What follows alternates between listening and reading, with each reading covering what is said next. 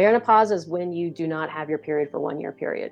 And at that point in time, we would consider you in menopause. Some women will have symptoms for 10 years prior to menopause. Some women will have symptoms 10 years post-menopause. Some women will not. In my experience, those that are more regulated, meaning they're not in that stress physiology as often or as long or so forth, tend to have a better experience. And so that's what we have to account for, because that's what's triggering all of this kind of irregularities, right? And those are the women that maybe have had PMS all their life and just thought that that was normal. And they were basically given birth control pills to control the symptoms of PMS, or a variety of different reasons, right? But none of that is normal. And if you're having period irregularities and so forth, it is a sign that your body isn't regulating properly.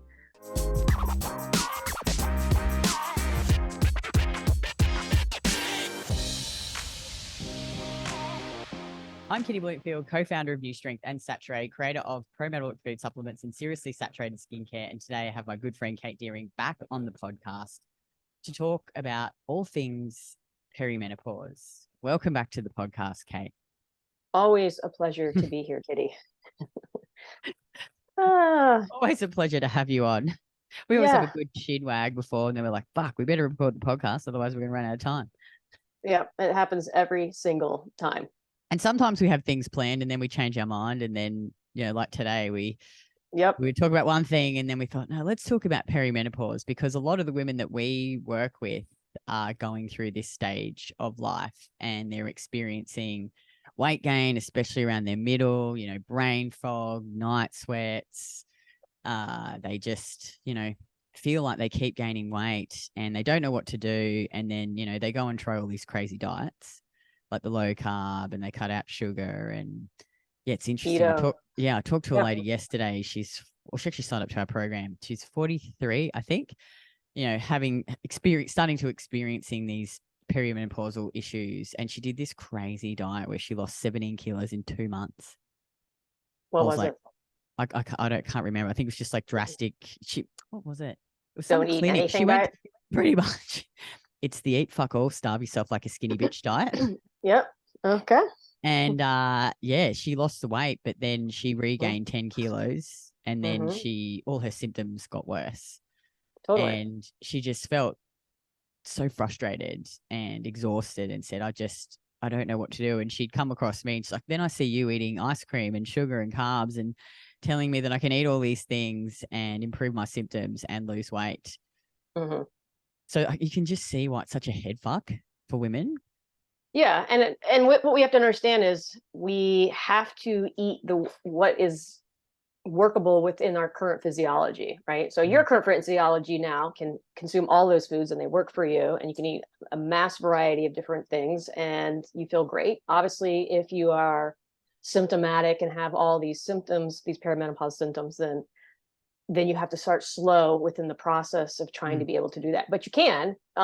It's just going to take time for your system to adapt. And also women that are entering that phase and are starting to become, as we talked about, they start to become glucose intolerant, right? So these are the same women that are starting to see higher blood sugar numbers. Their A1C is starting to elevate. Their morning fasting blood glucoses are elevating. Maybe Kate just tell people or women who are listening, what is that?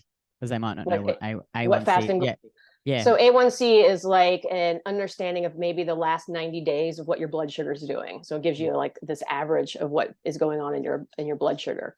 And obviously some people take A1C but most, if you get some labs done, they're always going to take your fasting blood glucose. So it's how your body is responding in the morning. What we see as people become more stressed or they don't respond appropriately, you start to see their morning blood sugars rise, even though they're not eating. So we definitely know that your blood sugar can elevate without food because we start to see it in the morning. And the reason essentially that's happening is your body is going through a stress response at some point in time, and your stress hormones are always, let's just wind it back. Stress hormones are there essentially to make sure that your body can regulate blood sugar, period. They're there to break down tissue. They're there to release glycogen. They're there to release fat, all there essentially so that you can regulate and still feed yourself when you don't have food. That system gets interrupted the more you get in it.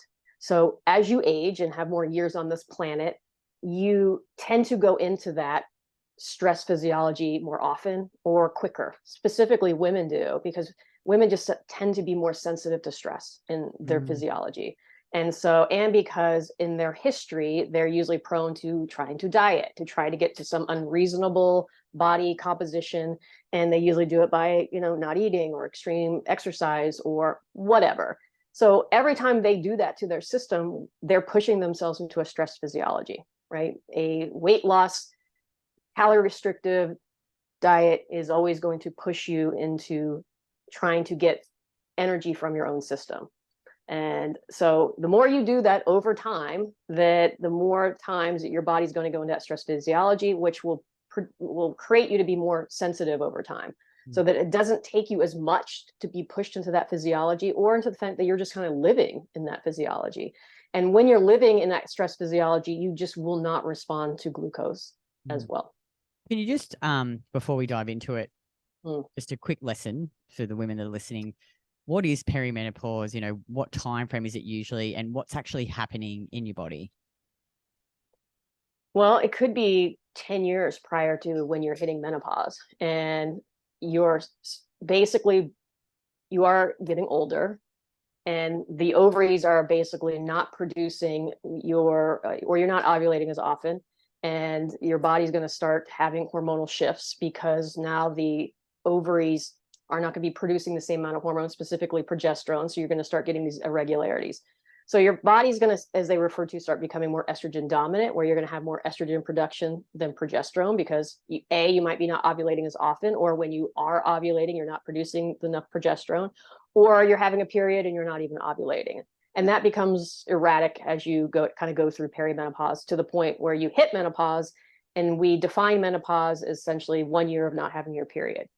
There are no labs that you should take to tell you that you're in menopause. It's never suggested to do labs. Maybe probably some functional medicine doctors that will tell you to do that, but ultimately menopause is when you do not have your period for 1 year period.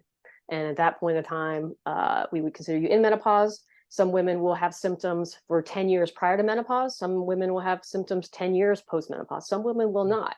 In my experience, those that are more regulated, meaning they're not in that stress physiology as often or as long or so forth, tend to have a better experience.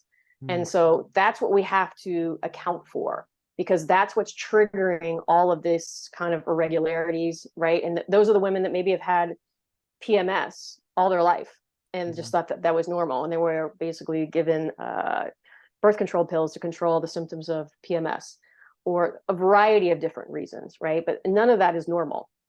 And if you're having period irregularities and so forth, it is a sign that your body isn't regulating properly. They always refer to your period as your fifth vital sign. So we can look at it and say, are you having regular periods? Are you having a lot of PMS? Are you having a lot of cramping, heavy bleeding, all of those symptoms? And if those are happening, then we know that your body isn't either getting enough energy or nutrients or both. And that's why that system isn't operating effectively. And can you just touch on a little bit about, so I think there's a big misconception that, perimenopause and menopausal symptoms are caused by a lack of estrogen. So, like women will go to the doctor and they'll be like, oh, take the pill or take HRT and take estrogen. That is, and again, not a doctor here, just my own research and certainly reading a lot of how Dr. Pete kind of interprets this information. Once you stop having your period, your ovary hormones, they basically go to zero. And that's primarily where you're producing most of your estradiol. When you go into menopause, the primary estrogen hormone you produce is estrone. However, in a stressed body, we can produce estrogen in basically all of our tissues, specifically our fat tissue.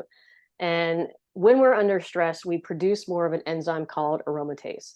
And that aromatase can turn some of your androgen hormones like testosterone into estrogen. But ultimately, we can start having a lot more estrogen in our tissues as we get older and go through menopause than we did previously. It's just being produced differently. It's no longer being produced by your ovaries. So if we look at total body estrogen levels and considering the tissues, it's not that you necessarily have a decrease in estrogens. It's just coming from different places. What you definitely have a decrease in is progesterone. So progesterone is more of the stabilizing and progestation protective hormone. And that does definitely decrease. And that's where women start having a lot of irregularities and problems, or post-menopausal, or in menopause, or premenopause. But it's not just that. And I don't want to isolate just that system, because your fertility system, where your ovaries and uterus and everything are, they are within your body, which is the environment that they're reacting to.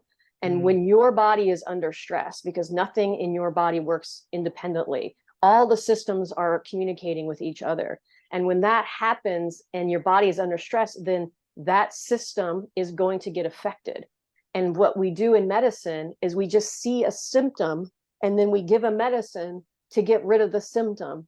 And we don't ever address what's going on in the body that's creating that problem. We do it with everything. We have high blood sugar, we give you something to decrease blood sugar. You have high blood pressure, we give you something to decrease blood pressure. You have high cholesterol, and all of those are just symptoms of a bigger problem. They're not directly a problem themselves, but that's how we see them. It's so, I think though, we all just want the quick fix. Like, of course, it would be great if we could just take a tablet and everything would be better and all our symptoms would be gone and we'd have this, we'd lose all the weight. But I think it's much more difficult to look at your life and realize that you have to make some serious changes to how you're eating, how you're living. You know, it might be your relationships or your work. You know, and you and I have talked about this so much in older podcasts, previous podcasts, that stress, like you can be doing everything right with the training and the nutrition and the supplementation, but then you might have this ongoing emotional or mental stress in the background. So that's still stress. So I think it's a holistic approach, right? Like looking at everything. And I think though, like the training and nutrition are like low hanging fruit, the things that are pretty easy. Well, I say easy. I think they're pretty easy. Like, you know, it's more difficult if you've got this, you're in this like toxic relationship. You can't just get up and, well, you probably could get up and leave, but it's more difficult to, you know, remove that stress. But I think, yeah, a lot of women, they have to make some serious lifestyle changes to actually see results. Well, look, I mean, when you look about, okay, your body is coming into the world, which is the environment of your body, right? And then your cells are in the environment of your own physiology in your body, and everything's communicating, and you respond to your environment outside of you. And then the cells and your systems are responding to the environment within you, but they're all correlated and they're all having that same kind of, you know, everything's kind of communicating with each other. And right now our world is kind of nuts and crazy, and you know, and so I think everybody's physiology kind of responds to that. But if they don't know how to mitigate some of these things, right? Before, when I grew up, we didn't have social media, we didn't have the internet. I mean, I sound old, but we didn't have anything like that, right? We had 4 TV stations, and basically there were like 3 fast food places, and you know, we things were, I guess, simpler. That I can hear like my mom talking to me right now, but we didn't have to choose all these boundaries because there just wasn't anything available to have us do that. Now, because there's so much available and so many things that you can distract yourself with, if you don't have really good boundaries, you are going to get destroyed, because you're going to be just being affected by social media and TV and all these things constantly. And I see it in young people right now, that's what's happening to them. And I'm like, and so they've got to learn very early on to set these boundaries. And of course, setting boundaries takes energy, time, maturity, so forth. And so it's all kind of affecting everyone. And so the point being is that like, there's so much more that can affect us in today's world. And so there is, with that said, there's so many things you can do that can help you with your physiology and improve kind of your internal state. Whether that's, like we talked about, like getting off things that are going to be triggering to you, right? If that thing's triggering you, get away from it. Don't watch the news, get off social media. And I can tell you the times that I work with clients and I'm like, tell me about your morning routine. And they're like, I wake up and I look at my phone and I start scrolling. I'm like, okay, we're no longer doing that. Like, can you not do that for 30 And look, days? I've totally done that. I get into that habit too. And then I'm like, Totally.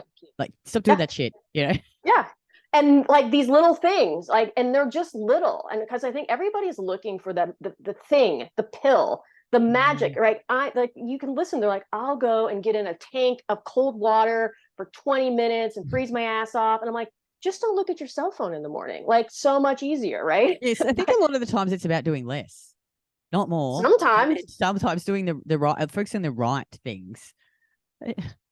But sometimes I think it's too easy. Like just don't be on your phone all day, and that will make you feel so much better. But but they wanted me to tell them, look, you need to go into a cold water, freeze yourself off, and you need, do something super crazy. And because you see these people doing it, and I'm like, just get off your phone, right? Just have a better morning routine. And but people are so like an addictive in their behavior, and they just like they can't stop doing their like habitual routine, because it does take energy to shift. But sometimes it's something really easy that can make you feel so much better. And so getting just back to how women feel again, women are just more sensitive to stress. That's just their physiology. And so with that said, you have to be more careful with your boundaries. You have to understand, look, there's things you can just take off your plate that shouldn't hopefully affect you that much, that will make you feel better. And they're easy decisions. And when you understand that there are things that can just help you, that you can like either remove or add, right? I always have two sides. You can either remove and add things that are going to help you, and then the other side is you put all the things on there that are not going to help you. And so and what you're basically looking for is some level of balance. So if you're super healthy and everything's going well, you can literally stack a bunch of shit on the other side and you'll still be fine, right? You can handle a lot. And in fact, some of those things, like you can do super hard training and you'll progress, and that'll actually make you better. But if that same individual that was having a bunch of symptoms and wasn't feeling well and wasn't sleeping well, they did a super hard training, it would just crush them and they would get worse. Right. So people can look at you and go, look at all the things she's doing. Like, she can eat a bowl of ice cream and, 3,000 calories. I mean, you've shown me some of your daily diet support. I'm like, that's a lot of food, and it works for you. And you work with that, but that took time for you to build up. Of course. That didn't happen overnight. And you look at the women who come into our program too, we get them to track their food and start them where they're at. And then, they gradually, as their symptoms improve, they'll start training, they'll start doing more as they're feeling better. So you're right, it's like a gradual process. Yeah. And sometimes it's just taking accountability for the craziness in your life, right? Like I will have people write down, like, tell me all the stressors that are going on in your life right now. And then people are like, holy cow, I can't believe how much shit. I'm like, okay, what can we either remove or reduce? Is there anything? And then we take a few things off, right? And my philosophy is always about doing the least amount and getting the most result. Like, I don't want to do a million things and get a result. I want to do. I'm like that with the training, Kate. I want to do the least amount of training and get the best result. Yeah, absolutely. I think that's a good philosophy. And so that way people don't feel overwhelmed. I'm like, look, we're only going to do 4 things and we'll see how we do. And then if you get 10% better, cool. Is that enough? Or do you want to keep going? Okay, so then let's make a few more decisions. Because normally what happens as you start to feel better, you have more space and energy to do the additional things. And then those additional things aren't actually stressful anymore. They actually help you. They actually make you stronger or better. But you have to kind of layer it and know kind of where to get into it and where to move through the process. But it's I know we're kind of steering away from the whole perimenopause, but it's just no different with that. The women just have a series of symptoms that occur to them when the body's under stress. And it looks like perimenopause. Essentially, your body is now becoming less sensitive to stress, more sensitive to stress. You're becoming more glucose intolerant because that's what a stress physiology does. The reason for it is because when you get into that stress physiology, those stress hormones, again, are trying to regulate your blood sugar, and they start breaking down tissue or glycogen, but they're also dumping fat into your blood. Always when that happens. And so the more you start doing it, everyone's like, well, that's good. You're dumping fat into my blood. I'm losing some fat. Well, that works initially for body fat loss until it doesn't, because that fat loss is a stress physiology. So the more you keep pushing yourself into that cycle, then you become less able to handle the glucose when you do take it in, because what happens is you start having more fat in your blood long-term. And we've always talked about that in the sense of the Randall cycle. But when you have that excess amount of fat in the blood, that will start inhibiting glucose getting into the cell, and which will result in higher blood sugars. And so for a lot of people, like reducing the fat is super helpful, or it's reducing their carbs for a certain amount of time until you can improve other things like their gut, GI, so forth. That will help them be able to tolerate glucose better. But it is a process, and you do need to try to reduce the stressors on your system so you don't keep doing it. And that's why things like niacinamide or aspirin have always been recommended, because they actually inhibit fat being dumped into the blood. Well, let's talk about then, what are some things that women in perimenopause can do? Potentially, I guess, the things that like we do in our program and you teach people as well. So maybe, like, I think one really important thing is, could this just made me think of this, is a woman messaged me on Instagram. I think she's in our 7-day challenge, and she said, "Oh, I'm a power lifter. I'm like 84 kilos, and I have just started tracking my food, and I'm always hungry and I'm not sleeping, and I've just tracked my food and realized, like, some days I'm under eating, like I'm not eating enough protein, and my fat and carbs go up and down. I've been averaging, like 1,600 calories. Do you think I should up my calories?"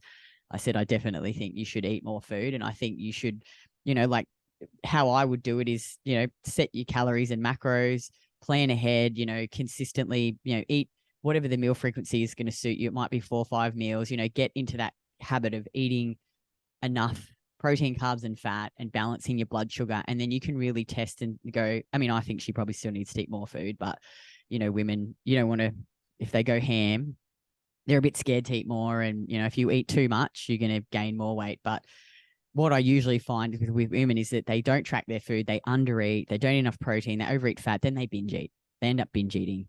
So, I think one really helpful thing is just start tracking your food. Like, track it for a week. Like Kate and I always talk about this, hey, and see where you're at, like. I always tell myself, because I've been tracking again, because I go back and forth with it, probably the same thing you do. And I literally will tell myself, I always say when I start doing it, I love tracking. Yeah, I love it. And I just look at it as data, because a lot of people don't like tracking, and they're like, "Oh my God, it's annoying." And usually I don't like it because it's new to them and they don't get it and they don't know why they're doing it. And I get that, but it really is like your own nutrient detective, as I like to refer to it, because it tells you so much information about what you're doing and how you're progressing and what foods are not working and working for you. So to me, yes, that's definitely something that's helpful. But, in the sense of like when women are perimenopause, and let's just say they are starting to become glucose intolerant, because that's super common. And they stop. And that's why so many women are pushed into low carbohydrate diets, because they do feel better, because they're like, "Oh, I started losing some weight." Because if you are starting to become glucose intolerant, it's like every time you eat carbs, you feel like you're gaining weight. And you might be, because your body is not using the carbohydrates any longer. It's just storing them. So that could be possible that that's happening to you.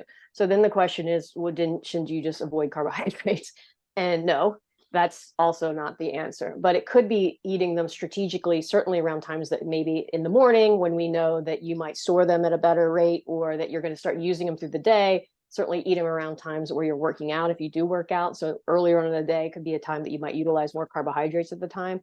Certainly checking your temperature and pulse is really, really good, because a lot of people that become glucose intolerant too, I always find that they're kind of waking up in that stress physiology. So they might wake up with a really hot body temperature, and then they eat, and then that body temperature drops.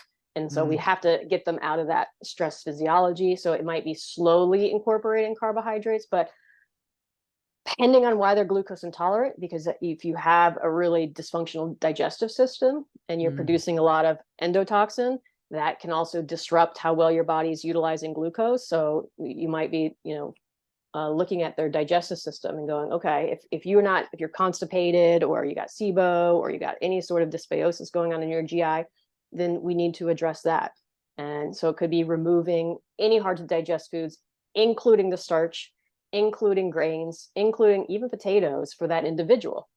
Do you know what I like? And I think there's, like with people, there's ranges of how fucked up they are. Yeah. Like Totally. for a lot of like maybe 80%, 90% of the women that come in, they're fucked up. But if they just do the basic stuff, like, like I'll ask them, what have they been eating? They might've been eating a lot of like grains or like shitty processed carbohydrates. And when they actually, let's say they set their calories at 1900 and they're getting adequate protein, and they start to, they balance their blood sugar from morning to night, and they focus on root vegetables and fruits and saturated fat and salt, so many of their issues just disappear. Like with just doing that. I'm not saying that for everyone. Like there's obviously nuances and because I think some women will listen to this and be like, oh my God, this is so complex. And where do I even start? And, I think you can get such good results by just focusing on the basics first, and then you can dig a bit deeper, Sure. Because like they just get so overwhelmed. And, like a lot of, when I get them to just go, all right, look, what do you like to eat off the food list? Like, what fruits do you like? Do you like potato? What meats do you like? What dairy do you like? And we build out a nice meal plan for them that's enjoyable. They're having their breakfast, then they're balancing, they're eating every 3 to 5 hours, and then they're like, wow, Kitty, I have more energy. I'm able to eat these carbohydrates. It's, and I'm not saying that, like you say, there's people that are more fucked up that once they do the basics, they need to do other things on top of that. But it is pretty, I think, amazing how much you can achieve by focusing on those foundations first and not overcomplicating it and getting so stressed. Like I think sometimes you can go down the rabbit hole. I do. And it could be probably because we probably deal with different clientele. Yeah, I think like, and I've referred people to you. I'm like, look, you probably need to work with Kate. Like go check out Kate. Even though I'm like, read her book, but then she's not taking on any bloody clients. Yeah. A lot of the time they're like, right. Oh, I emailed her, Kitty, and she's not taking any bloody clients. She's pretty busy, Kate. But yeah, but I would agree with you. That's always the best place to start. Yeah, always just do the basics. And I'm sure that you see, because when I see it with a lot of women that they'll sometimes start eating the basics, but then all of a sudden they're eating too many calories, too much fat, too much everything, and so that can make you worse. Is the bottom line. And that's especially why if we're in the reference. Yeah, and that's where the glucose intolerance part. Because if they're not glucose intolerant, then they can eat a little bit more and not be as affected. But if they already are, and maybe they know it or not, but if they start eating a lot of these foods and they are already really glucose intolerant, then they react by gaining weight quite quickly. And those but again, are the people. I think the tracking, like that's why it's important, because there's so many women come in and I ask them like, well, have you been tracking your food? No. Well, then you have no idea how much you're eating. Once they actually start tracking, and then like you say, like you are where you are right now. So if you eat 500 more calories every day than your body can actually utilize, you're going to gain weight. So I think it's important to see where you're at to begin with and then start there. Yeah.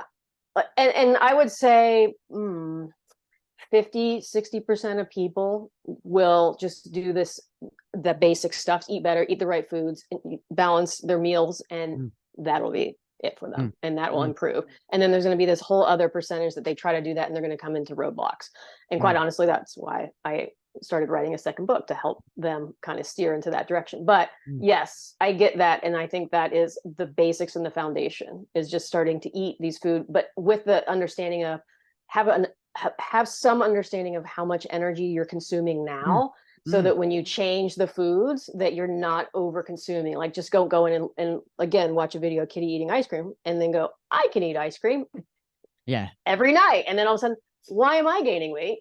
Kitty doesn't gain weight. She looks amazing. And I'm like, well, yeah, we have to understand your physiology. And if you're already having these sensitivities, and what I'll say for the perimenopausal women, I'm like, look, if you're already either been told you have high fasting blood glucose, or your A1C is getting into that pre-diabetic, 5.5, 5.6 range, then you might be coming a little bit. Or if it's on a trajectory where it's slowly increasing over time, and maybe you're seeing higher cholesterol numbers because they're starting to have some kind of metabolic shifts in your physiology, then you might need to be a little bit slower and more cautious, or certainly work with somebody to kind of guide you through that space so that you don't overshoot it, because this isn't your normal eating protocol. We're not just telling you to remove a macronutrient and then, or less calories, and you're just going to get a result, because a lot of times that does certainly helps people feel better. You can feel better just by eating less and so forth.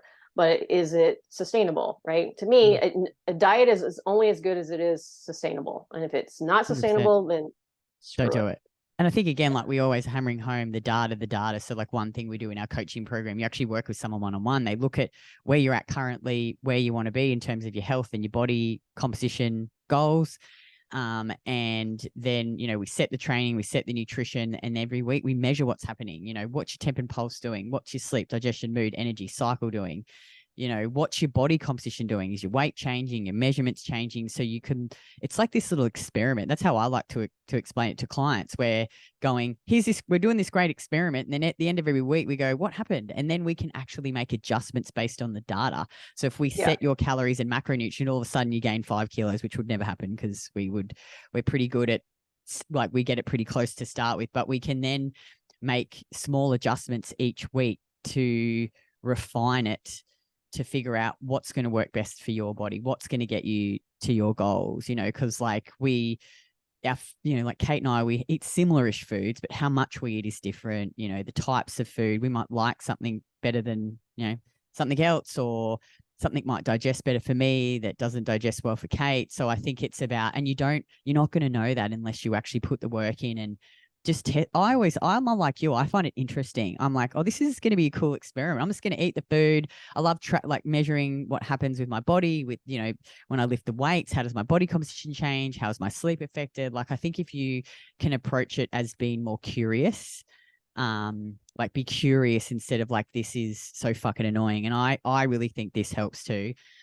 Plan ahead. Like, you will fuck it up if you are in there every day, unless you're just doing like at the start, you're going to, I'm just going to track a week of what I eat and just see where I'm at to start with. But once you actually set something and test it, plan ahead. Like, I, this week, have just eaten the same breakfast, the same lunch, the same dinner, and I've rotated the snacks because I'm super busy. But it's, at the moment, I'm just obsessed with spaghetti bolognese with rice noodles. I just feel like eating rice noodles with Parmesan cheese and mango, because mangoes are, you know, they're available now. Breakfast is the same because I love it. And the night before, I just do a little bit of food prep, and I don't even have to think about it. Like, I've got calls after this, and then at 11, I just heat my lunch up. It's ready to go, you know? So I think then it's, because the other thing too, I think, is if you're doing an experiment, if there's too many variables, you just don't know what the fuck to change, because you just not be consistent. But if you can eat similar foods each week, you know, do your training, do your steps, sleep, whatever. And at the end of the week, you can go, okay, like, you can actually collect accurate data, and it just makes it way less stressful. And I think when you choose foods that you really love, you're not going to get sick of them in a few days. I don't think. I'm not saying eat the same thing every day for the rest of your fucking life. That would be boring. But I 100% agree with you. And we've always said this, is that when you start kind of doing any process, it's like, look, pick 1 or 2 breakfasts, pick 1 or 2 lunch, pick 1 or 2 dinners. You know, maybe that one be harder if you have a family, but for the most part, eat the same things. And those are, because they're easy to change and easy to add, and they're easy to manipulate, to understand, because you're trying to understand. The entire point of this is you're trying to understand, how is your body responding to the variable of food and the different macronutrients you're going to get. So we want to, at least my goal is always to teach somebody more about their body and how they're responding. And I want people to get more in their bodies and become more aware. I don't want you to just be this observer and me telling you what to do. That's not going to happen. And I know you guys don't do that, because when you, as I say, you teach someone to, teach someone to fish versus you just giving them the fish, right? Because now they can go away and now they can utilize that information in any sort of circumstance and situation and go, oh, you know, I'm on vacation now, but there's something really stressful happened, and I can feel that my body's off. Oh, it's because I didn't eat, right? Those are the things those are the tools you want to be able to have. And so when we just go back to, again, perimenopause, and we kind of see, everybody wants to go, what is going on and what specifically is happening? And oh my God, you know, my ovaries aren't producing eggs any longer. How's this happening? And like, I don't give a shit really about all that. It's about, look, if we can get the environment of your entire body to be more regulated and know that it has ample food available, and we can get it to tolerate these foods better, and we can get the GI function better, those things will just be normalized. And I know you've seen it over and over and over and over and over and over again. And if you do those things, they will just normalize without us specifically trying to have to get on hormone replacement or do all these other things that people are doing to detoxify, blah, blah, blah. Just support the system. And I know it's boring and bland and whatever, but if you do those things, that system within your system will regulate. And we're always kind of zoning out versus zoning in. I think medicine is always about trying to be more specific and like, oh, we're just going to look at, we're going to get a fertility doctor, or we're going to get an OBGYN or whatever. Whereas we always like to look out and go, okay, how is your whole body and life doing? Because that's going to relay how your whole, all your ovaries and everything they're responding and reacting to this, to how your body is responding, reacting to its environment. And when you start to understand that and you start to just regulate your system, other things will just correct themselves without being as specific with that system. It's interesting. Kitty Martone, Kitty Martone? Yes. She's I just love her. I always tell her how hot she is. I just think she's so beautiful. She's just really nice as well. She's got that cool gray streak through the front of her hair, and she's been doing our program. And I caught up with her for a chat this week, and she was just saying how great it's been and how we've really just got her to focus on all the basics. Like, because she's one of those women who, like us, Kate, in the past, who would just undereat because she wouldn't track her food properly. And, she would just get busy with work. And she said it's just been amazing how much eating enough, eating regular meals, going in strength training, doing my steps, how that's improved my sleep. And she did some tests, I think, before, and then some of Georgie's tests, I think. And she was just saying that her levels of hormones were so different, like just actually eating enough was allowing her body to make the hormones. And,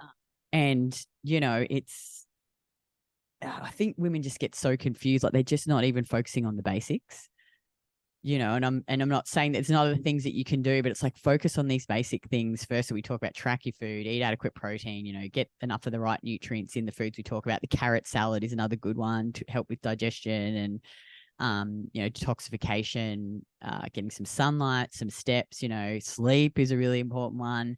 And the strength training.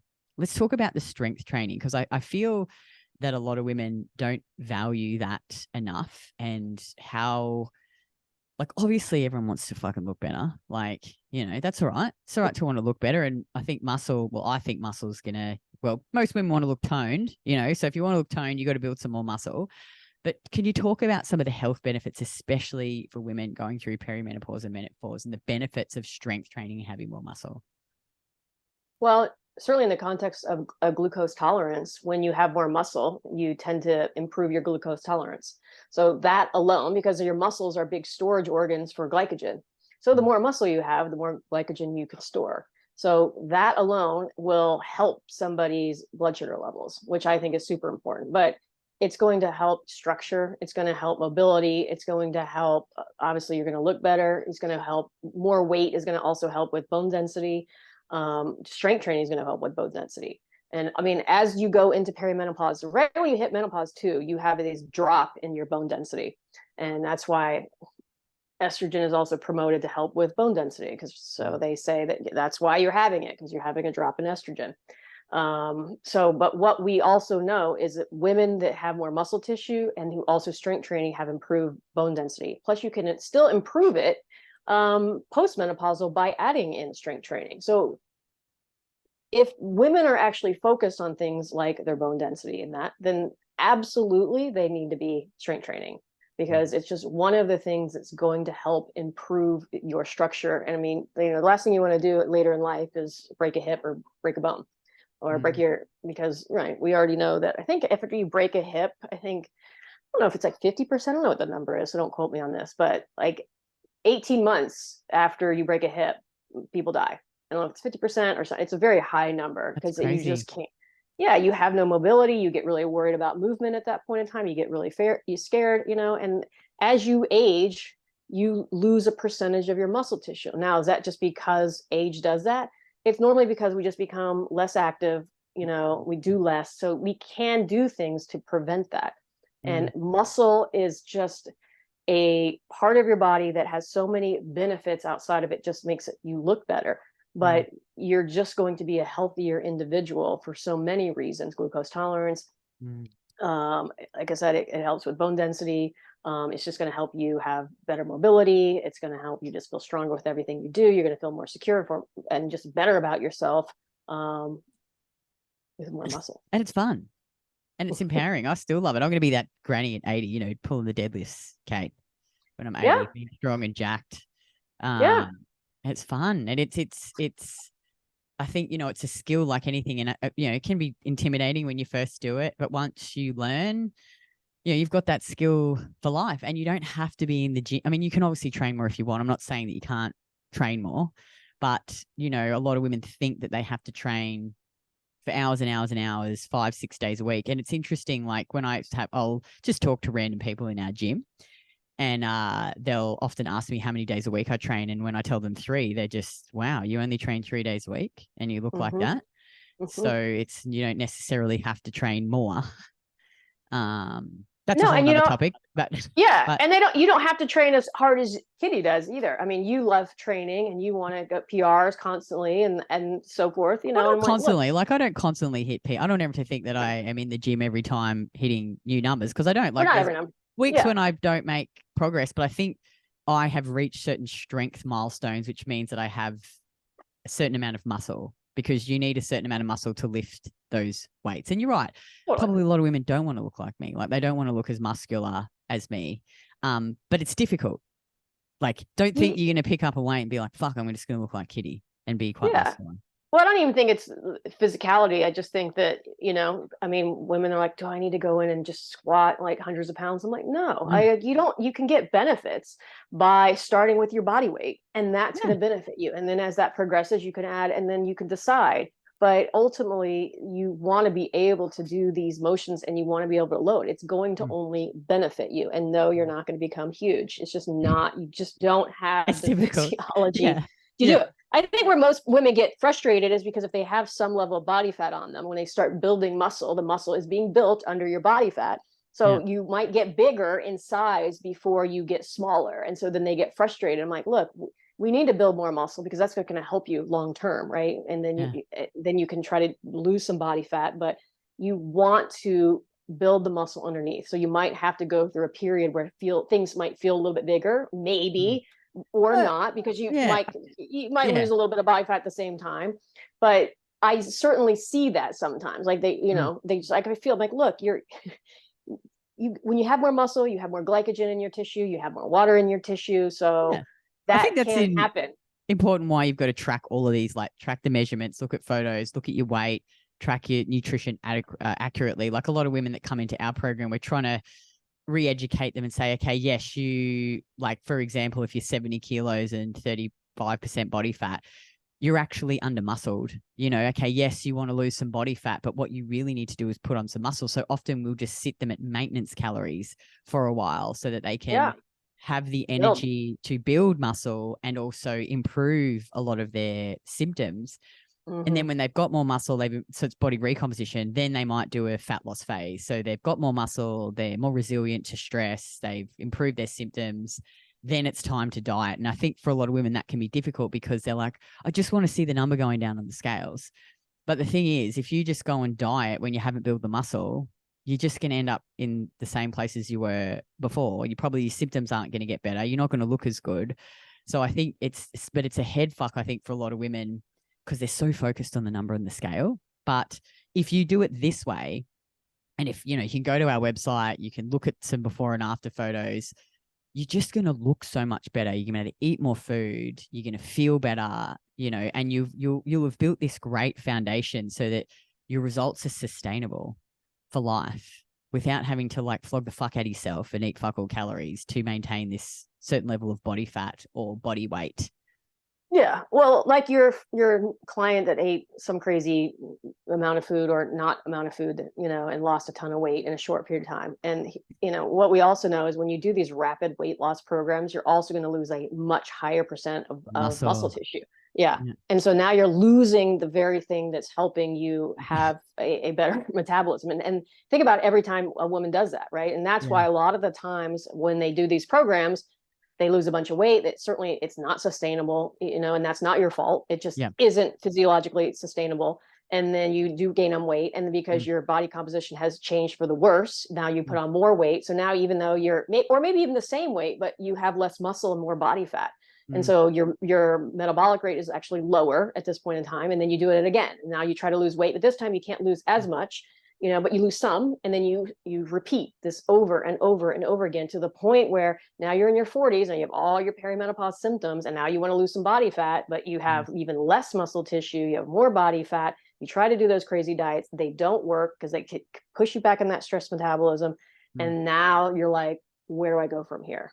Yeah. And now it's the time to readjust, completely change what you've been doing, unwind all of the problem. And now it's going to take time.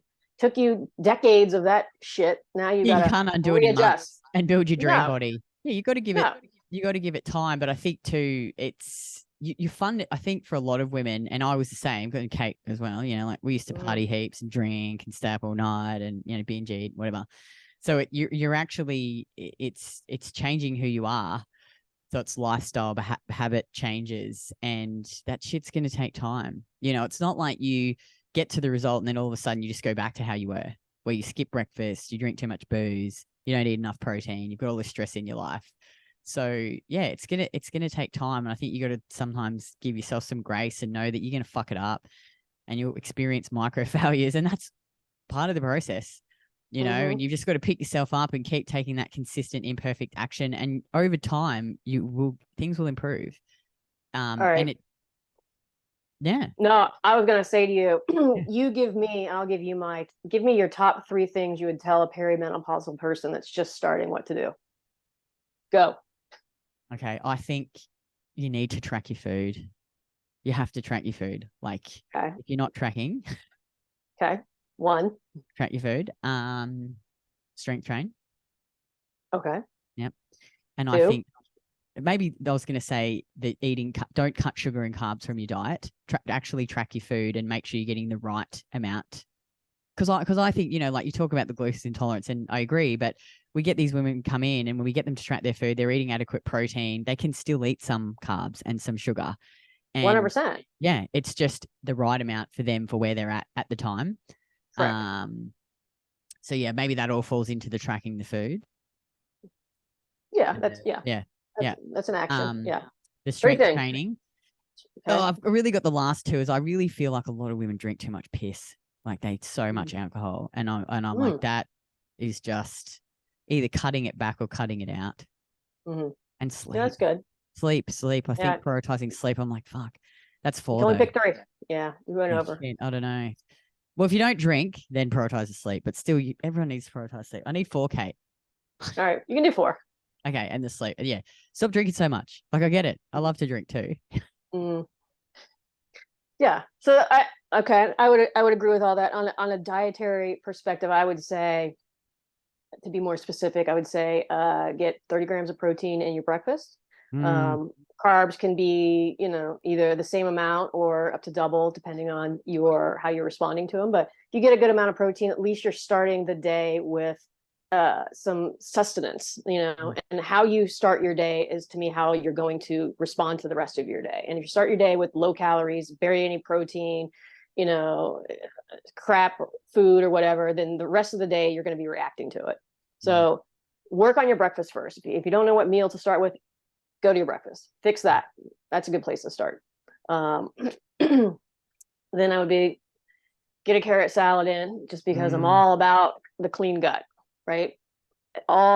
Keep the gut, keep the small intestine clean. If you have any sort of bacterial overgrowth, we need to address it, right? I personally think 99% of people I work have gut issues. So at the very least, you can add a carrot salad in. It's very easy. Carrot, coconut oil, or olive oil and vinegar, so forth. Get that in. Like, those are 2 very, very easy things. And the other thing is, make a list of all the things that kind of bring you stress, and find the things that you think you can reduce or remove. And do that, those 3 things, or your things, whatever, for 2-3 weeks, and then reassess. Because if you're food logging too, and so you need to reassess, every week, 2 weeks, a month, and see progress. And then if you had 10% progress, you weren't perfect, awesome. Then you take the next step. But those would be good places to start. to kind of account yourself to get into a better place. Because look, we want you to be healthy for the whole thing, like all of life, so that you can deal with the messes and all the craziness, because life is that way. And we want you to be able to go through it and feel better about it, and not feel like you're reacting to everything and feel crazy and worn out and fatigued, because that's a tough place to be. And so if you're ready to kind of shift that, it's like, you got to kind of shift it in your head too, but you got to get out of diet mentality, and you got to get into healing and health and nourishing yourself. Yeah. And like really like saying, okay, I'm going to really try to fix myself. And this is a good route to do it. Yeah. And look, if you are someone who's new here, or you've been following myself or Kate for a while and you're just not sure where to start, Craig and I actually developed a 7-day challenge, and it's not, you're going to get results in 7 fucking days, but it's just that the content is delivered over a 7-day period. And we give you all the foundational tools and knowledge to actually improve your health, improve your metabolism, your hormonal imbalances, build muscle, lose body fat, get healthy. So all the stuff that Kate and I have talked about, the carrot salad, the tracking, everything is all bundled up into this challenge. And it's a one-off payment of $27. You get lifetime access to the course material, so you can work through it at your own pace. I'll pop a link in the show notes below. And you got anything else to add, Kate, before we finish up? No, I felt like we had a long chat. We did. That was we got a good chat. Yeah. That was a good one. And so as always, take a screenshot of the episode and share it on Instagram stories, and you can tag myself and Kate. I'll pop Kate's Instagram handle below. Follow her, buy her book. She's amazing. And then each month I pick a winner, and they get a tub of Saturée Premium Collagen valued at $79. And we will see you again next time. Sounds good. Chat later.